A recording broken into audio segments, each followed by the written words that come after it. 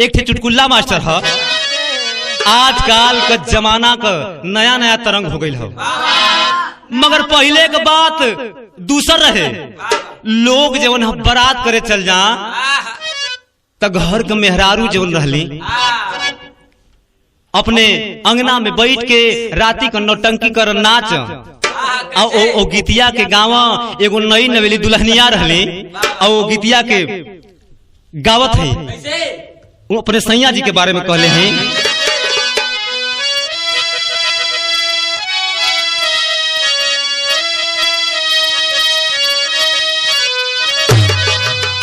और रेलिया पे चढ़ी के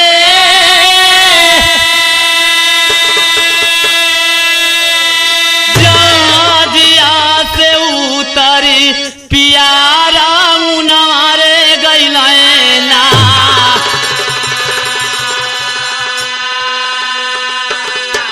और रेलिया पे चढ़ के जहाजिया से उतरी पियारा मुनारे गइलैना।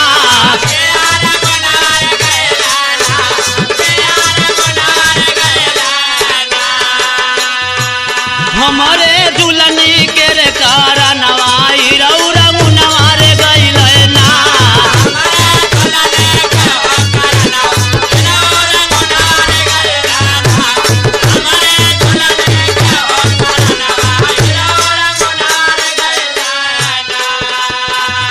और गाँव जा का कहा रेलिया ना बायरी जिया ना बैरी हई पाई सवारे बैरी ना।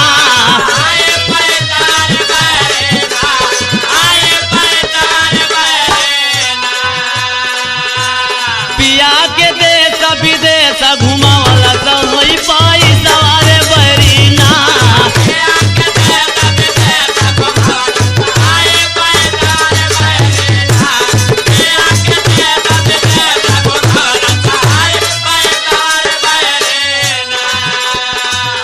सास नाई बायरी ननादी ओ ना बैरी हई जावन यार बैरी ना।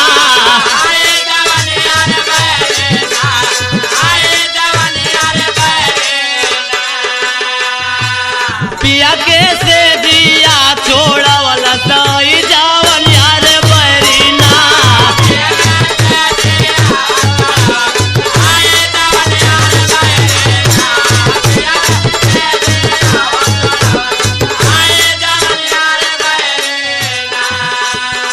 कमर पर हाथ रख के गावत है का आँख नाही बायरी कजारा वाना बैरी मोरा दुल्हन यार बैरी ना।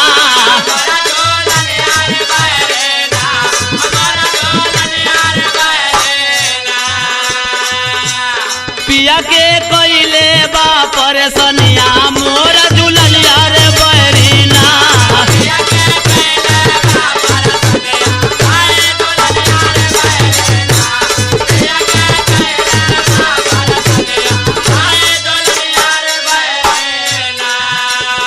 पहले का जमाना का पुरनिया खड़ा भइली कहनी कि तोर गावे नहीं के आवत हमन का जमाना में बड़ा बढ़िया से करा के गाओ जा।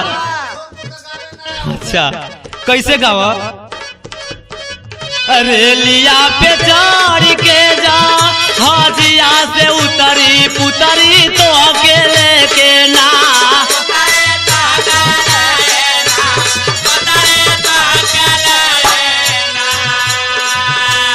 छई भिडवा पर हो मड़ैया पुतरी तो अकेले के ना।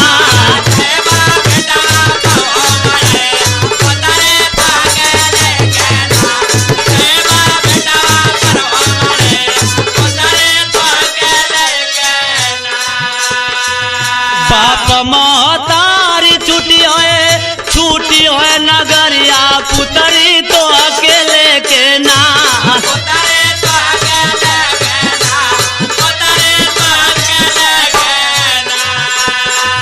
अरे सब सारी हम बालैया पुतरी तो के होले के ना।